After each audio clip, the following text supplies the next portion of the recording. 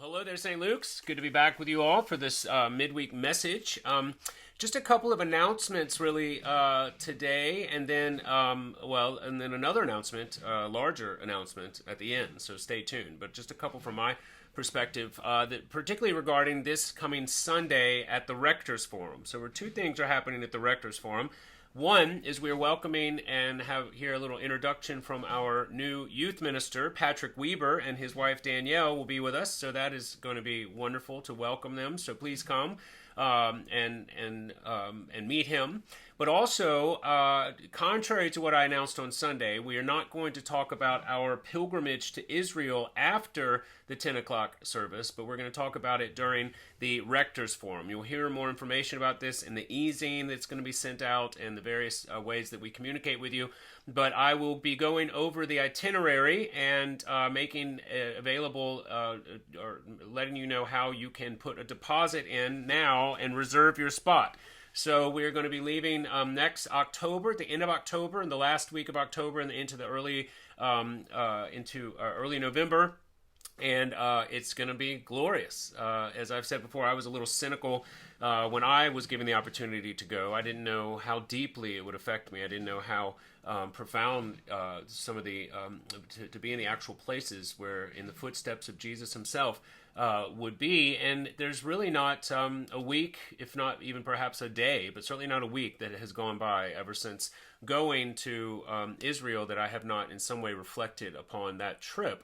And so I commend it to you. If you haven't been and you are able, then come learn more about what we are going to be doing. And also meet Patrick. Now, it was interesting. I talked to someone this week who was doing an interview about Anglicanism, and it reminded me of sort of the whole concept of youth and family ministry, or student and family ministry, which is what we're asking Patrick to sort of wrap his head around.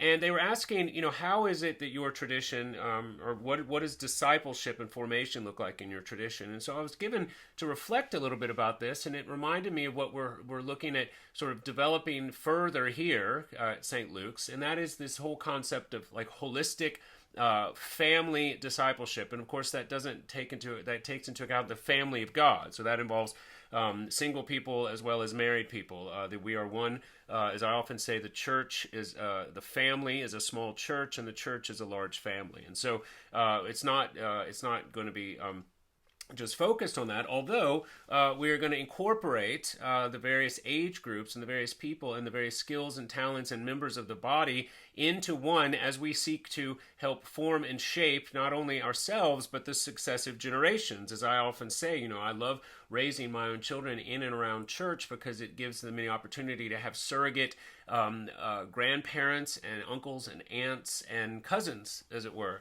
And I love that. And so the vision going forward is sort of very straightforward, as it has been and it is and will be for the life of the church, which is simply to immerse the people in the word and sacrament, and to sort of continue to build into our everyday rhythms an awareness of God and his presence with us that causes us to see the world in a dramatically different way.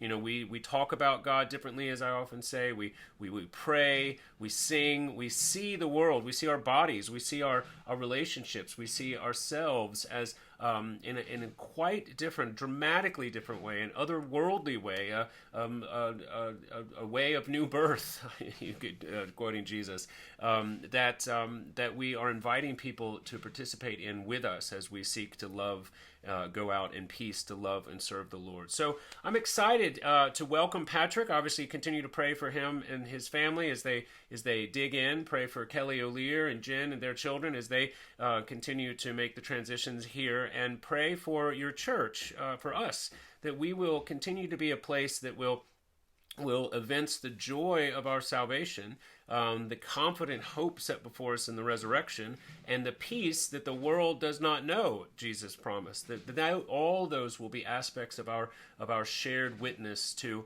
an increasingly confused and often seemingly despairing world. We will continue to be something of the salt and light that Jesus promised that we will be, a city on a hill that cannot be hidden. And so we're grateful for that challenge, the responsibility, but also the promise promise that that he will, who started a good work in us, will see it to completion. And so we have nothing to fear and all joy to participate in this life together. So again, those are just a couple of reflections, but the main announcements I wanted to leave with you have to do with the Rector's Forum and our Israel Pilgrimage 2024, St. Luke's in Israel. So it seems far away, but there's going to be a lot of time between now and then to prepare. We'll do some teaching in the new year and preparation, and we look forward to a glorious pilgrimage by God's grace just in 2024. So come learn more about that at the Rector's Forum. Well, I promised you one large announcement, and it's a meaningful one, and I did not want to diminish it, so I will step out of the way and kick the video over to our own Deacon Kathy Phillips, who has something that she would like to share with you all. So take care, see you Sunday, and God bless. So take it away, Kathy. 10 years ago, I was at a Diocesan Missions Committee meeting, and Bishop Mark was there. And I went up to him and said, I understand in the Episcopal Church, when you reach the age of 72, it was mandatory retirement for everybody. And he looked at me and he said, you don't look 72, and he turned around and walked away. So I figured I was good for another few years. And then I didn't really think much about retirement until I turned 80. And I had decided to retire on that in that April when I turned 80. But Greg said, please stay until I leave. So I said, okay, I'll stay until probably about December or January of that year. And we didn't have a new associate, so I told JD I would stay on until the associate get in. And meantime, I was really praying and asking God what he wanted me to do and when he wanted to retire. And it became very clear to me that the first week in September is my anniversary, 18th anniversary of being ordained. And that just seemed like a good time. So for all of you who are asking, I know you were going to retire then, and then. This is it. I still will be around. I'll still be a part of the church, and I will still help out on the altar when I'm needed. And I just appreciate all the love and support you've all given me all of these years. Thank you. Well, there you have it. Of course, when Kathy came to me a couple of weeks ago and mentioned this, I resisted because it's a great joy and an honor and a privilege to serve alongside her.